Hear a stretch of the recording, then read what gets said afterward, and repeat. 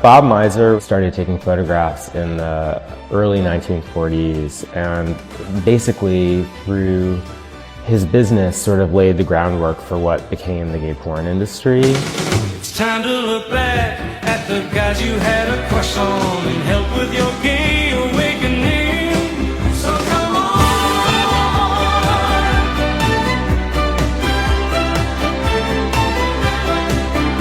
Bob Mizer founded the Athletic Model Guild in 1945 from his Los Angeles home, turning it into a studio business and gathering place centered on male imagery.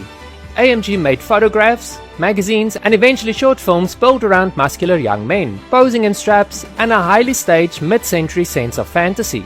Mizer also published Physique Pictorial, which helped to define the look and language of the physique culture for decades. AMG arrived in a period when American censorship was deeply skewed.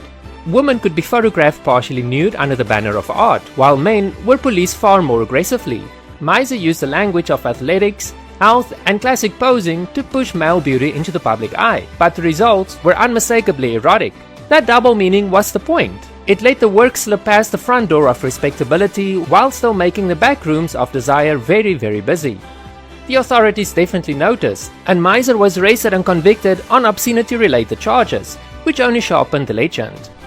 For many closeted men back in the day, AMG films were more than just entertainment. They were a private revelation. AMG films were not just simply for watching. What Bob Mizer created was a visual language that bypassed the silence of the era. It was coded, yes, but it was definitely not obscure.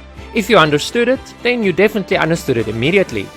These films offered a rare alignment between fantasy and reality. The men on screen weren't distant Hollywood idols framed within heterosexual storylines. They were presented as a main attraction. Their bodies and their presence was the entire point of the film. For a viewer used to searching for fleeting moments of male beauty in mainstream media, AMG removed the search altogether. It was all there, unapologetically centered, yet wrapped in enough innocence to maintain plausible deniability. Watching it could feel like stepping into forbidden territory, even if nothing overtly explicit was happening. A playful wrestling match or a stage competition carried an undercurrent that was difficult to ignore.